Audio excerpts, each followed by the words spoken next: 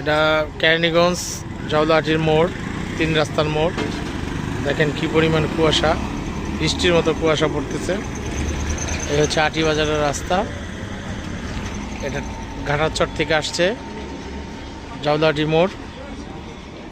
এই যে কলাইতার রাস্তা,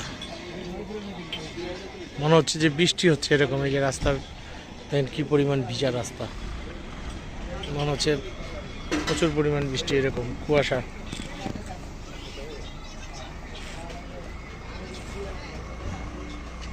প্রয়োজন ছাড়া কেউ বাসা থেকে বের হবেন না, আর শিশুদের তো বেরই করবেনই না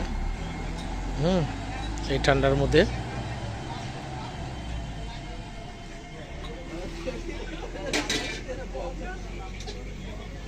এর নামই আজব শহর।